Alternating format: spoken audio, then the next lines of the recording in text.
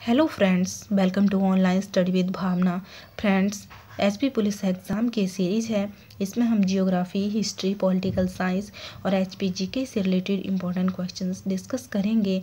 ये इस सीरीज़ का पार्ट 3 है, तो चलिए देखते हैं। सबसे पहले है, भारतीय स्टेट बैंक का पुराना नाम क्या था? भारतीय स्टेट बैंक का पुराना नाम था इंपीरियल बैंक ऑफ इंडिया। स्वतंत्रता से पहले भारत में 3 बैंकों की स्थापना की गई। बैंक ऑफ बंगाल की स्थापना हुई थी 1806 ईस्वी में। 1806 में। उसके बाद बैंक ऑफ बॉम्बे की स्थापना हुई 1840 में और बैंक ऑफ मद्रास की स्थापना हुई 1843 में। बैंक ऑफ बंगाल 1806 में, बैंक ऑफ बॉम्बे 1840 में और बैंक ऑफ मद्रास की 1843 में। ये स्वतंत्रता से पहले इन तीनों बैंकों की स्थापना की गई। फिर इन तीनों बैंकों को मिला के एक बैंक स्थापित किया गया, जिसे नाम दिया गया इंपीरियल बैंक ऑफ इंडिया। 1921 ईस्वी में यह स्थापना की गई। इंपीरियल बैंक ऑफ इंडिया की स्थापना 1921 ईस्वी में हुई और 3 बैंकों को मिला के स्थापना की गई थी। अब 1 जुलाई 1955 को जब इंपीरियल बैंक ऑफ इंडिया का राष्ट्रीयकरण किया गया, तो इसे नाम दिया गया भारतीय state bank of India.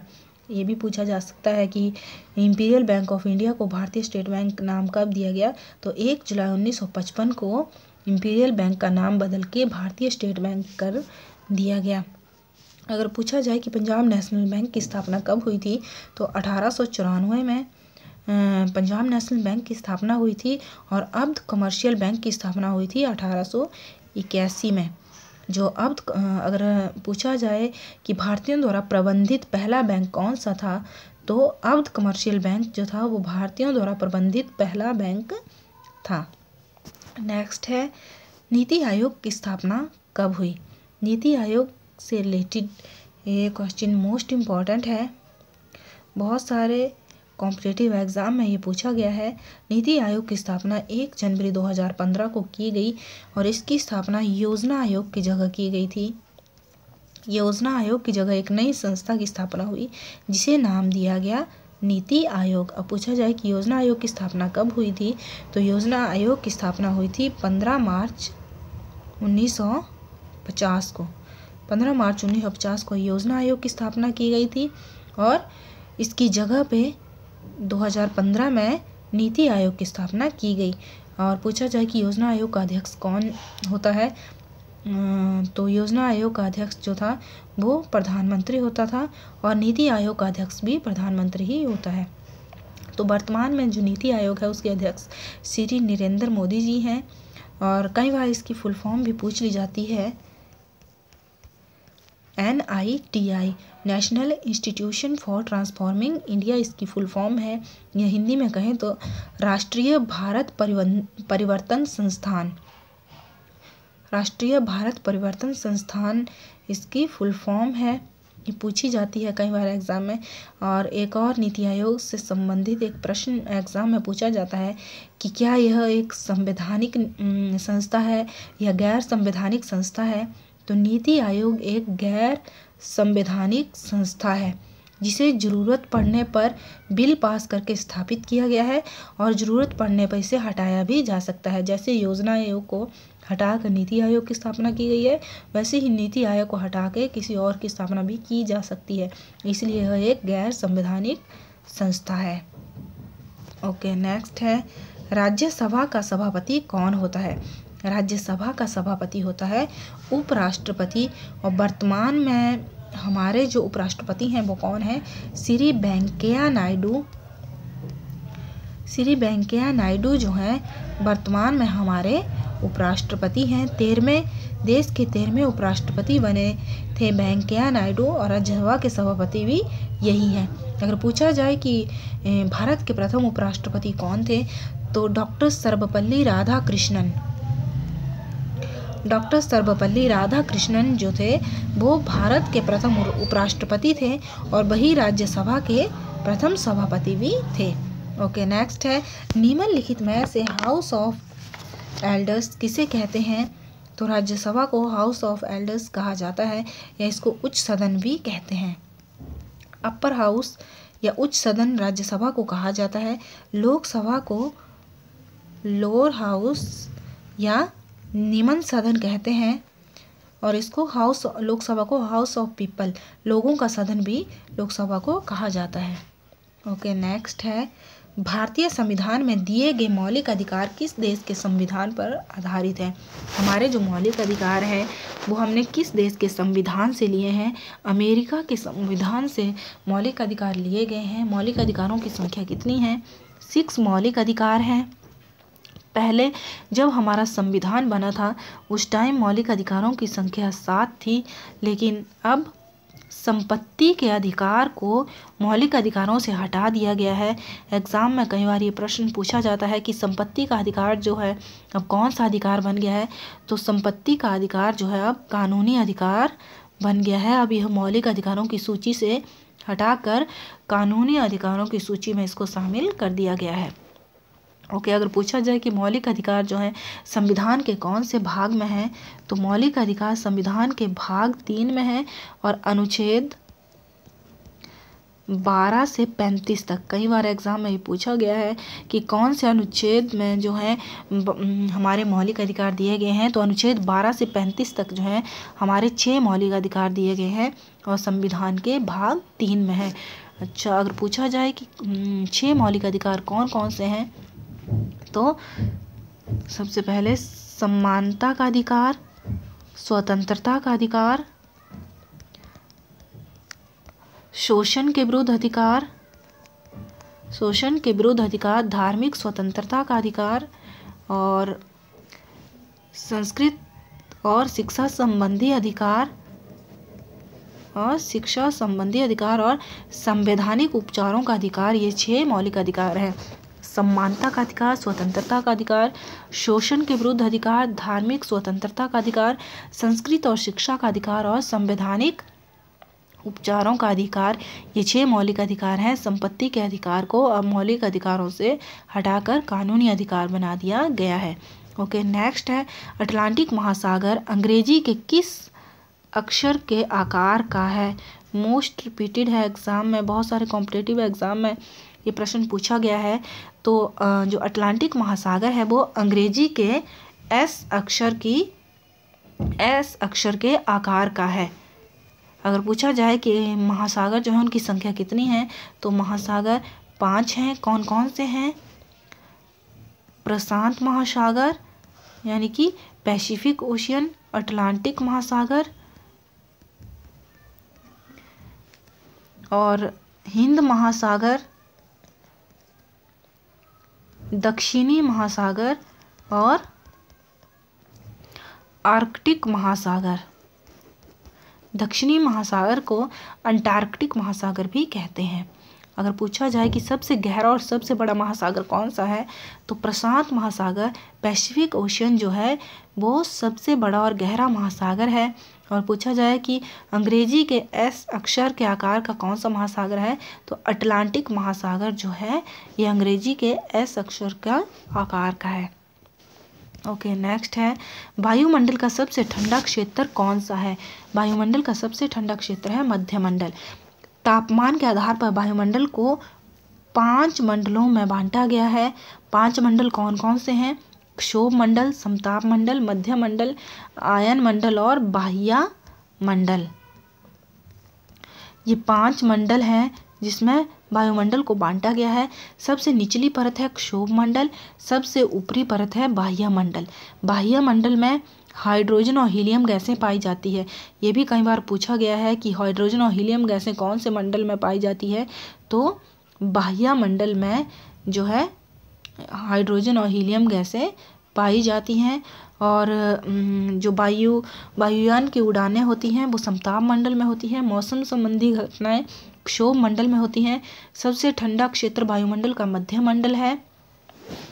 Next है किस नदी को दक्षिण की गंगा कहा जाता है? दक्षिण की गंगा कहा जाता है गोदावरी नदी को। या फिर पूछा जाए कि दक्षिण भारत की सबसे लंबी नदी कौन सी है, तो गोदावरी है। 2-3 तरीके से यहाँ प्रश्न पूछा जाता है। या फिर प्रायद्वीप भारत की सबसे लंबी नदी कौन सी है, तो गोदावरी है। और इसकी लंबाई जो है 1465 किलोमीटर है। और जो कावेरी नदी है इसकी लंबाई 805 किलोमीटर है। कावेरी जो है ये कर्नाटक में स्थित ब्रह्मगिरी की पहाड़ियों से निकलती है। कई बार पूछ लिया जाता है कावेरी नदी कहाँ से निकलती है, तो कर्नाटक से, महानदी मध्य प्रदेश से, और कृष्णा नदी महाबलेश्वर से के पास जो है पश्चिमी घाट से निकलती है। ओके, नेक्स्ट है भारत का पहला नेशनल पार्क। भारत का सबसे पहला भारत में जो स्थापित पहला नेशनल पार्क है वो कौन सा है, तो जिम कॉर्बेट नेशनल पार्क जो कि उत्तराखंड में है, ये भारत में स्थापित पहला नेशनल पार्क है।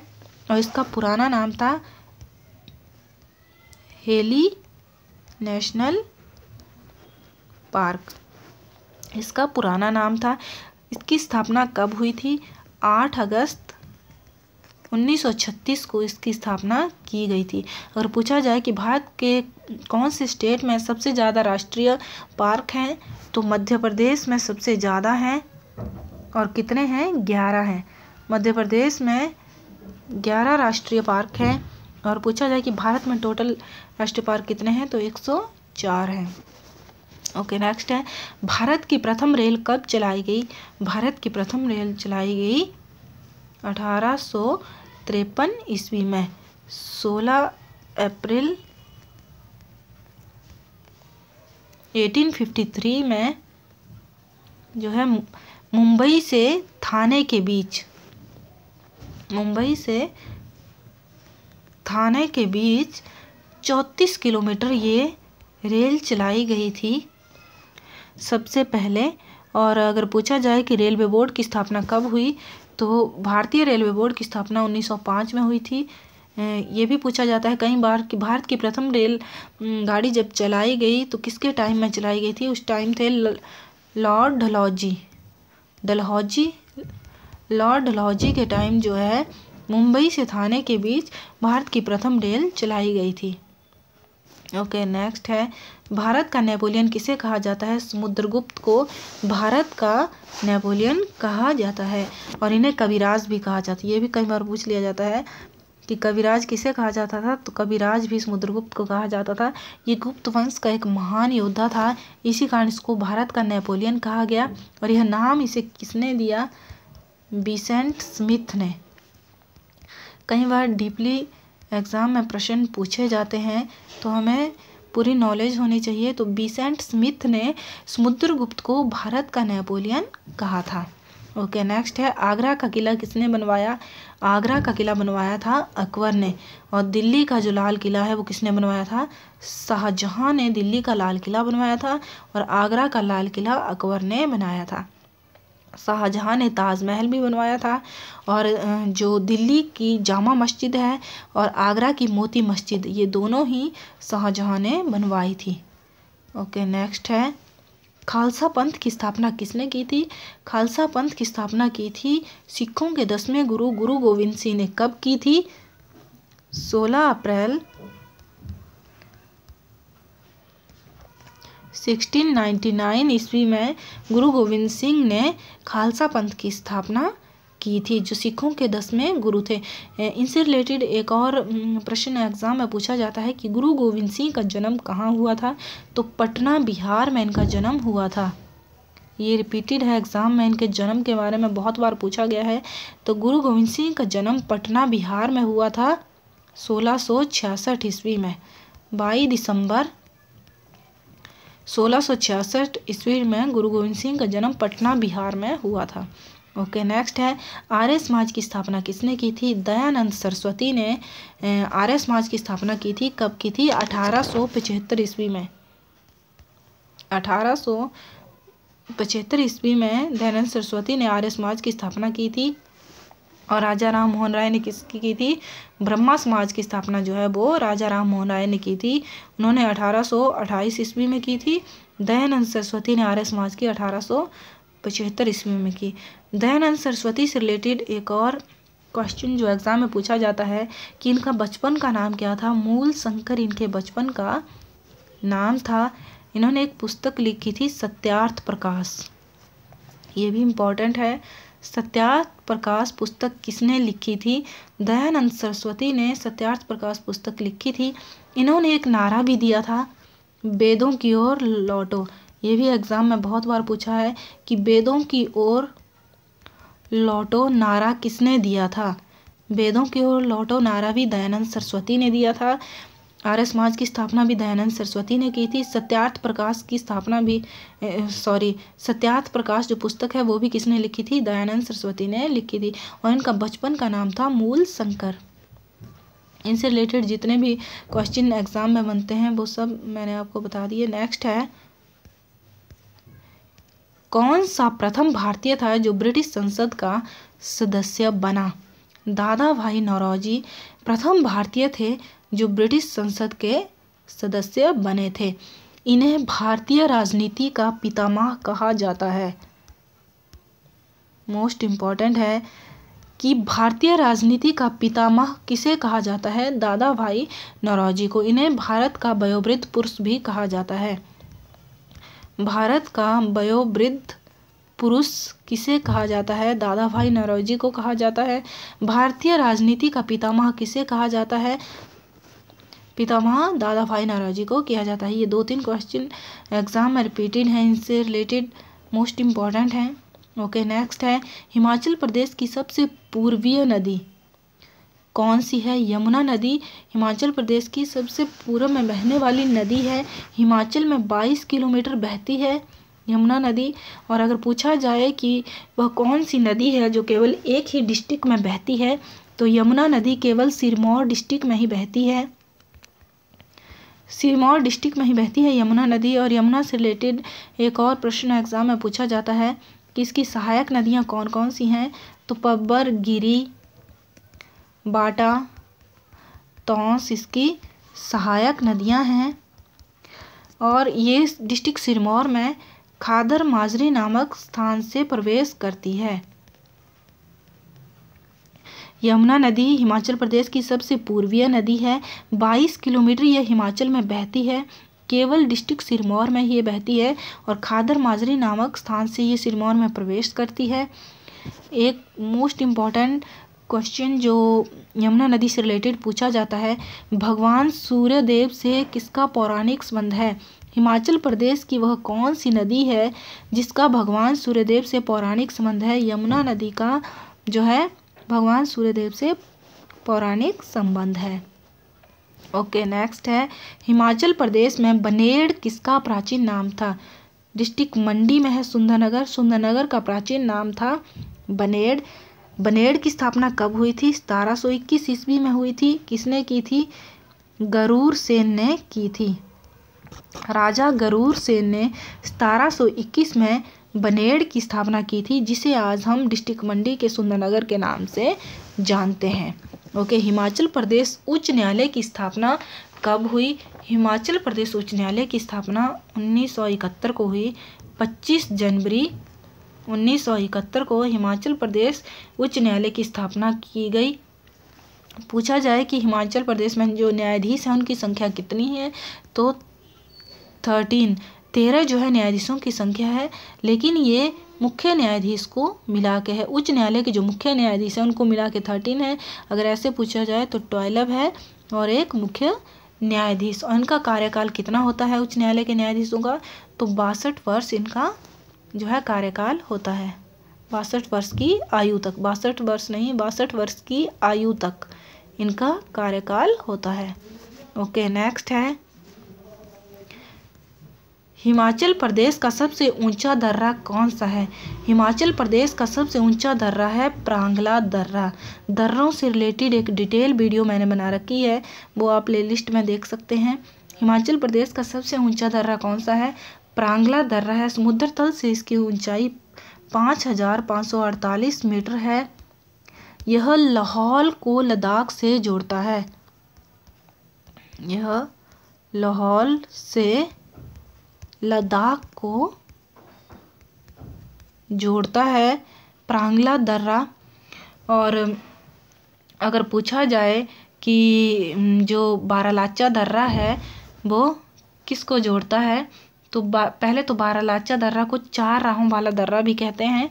बारालाचा दर्रा को 4 राहों वाला दर्रा कहते हैं और ये लाहौल स्पीति से लद्दाख को जोड़ता है। बारालाचा दर्रा भी जास्कर पर्वत श्रृंखला में है। बारालाचा दर्रा रोहतांग दर्रा जो है ये किसको जोड़ता है, ये लाहौल से कुल्लू को जोड़ता है। और जो सिपकी दर्रा है ये किन्नौर से तिब्बत को जोड़ता है। और सतलुज नदी जो है हिमाचल में इसी दर्रे से प्रवेश करती है। मोस्ट इम्पॉर्टेंट है चारों दर्रे। प्रांगला दर्रा हिमाचल प्रदेश का सबसे ऊंचा दर्रा है। बारालाचा दर्रा को 4 राहों वाला दर्रा भी कहते हैं। रोहतांग दर्रा जो है कुल्लू लाहौल से कुल्लू को जोड़ता है। सिपकी दर्रा किन्नौर से तिब्बत को जोड़ता है। सतलुज नदी इसी दर्रे से हिमाचल में प्रवेश करती है। शिमला में प्रथम पक्का घर किसने बनाया था? मेजर कैनेडी ने शिमला में पक्का घर बनाया था। कब बनाया था? 1822 ईस्वी में, जिसे कैनेडी हाउस के नाम से भी जाना जाता है। ये भी रिपीटेड है एग्जाम में कि शिमला में प्रथम पक्का घर जो है किसने बनाया था, तो मेजर कैनेडी ने 1822 में शिमला में प्रथम पक्का घर बनाया था। फ्रेंड्स, आई होप आज की जो वीडियो है आपके आने वाले एग्ज़ाम के लिए यूज़फुल होगी। अगर आपको वीडियो पसंद आए तो वीडियो को लाइक करें, चैनल को सब्सक्राइब करें ताकि आपको आने वाली सभी वीडियो की नोटिफिकेशन मिल सके। Thank you, keep watching.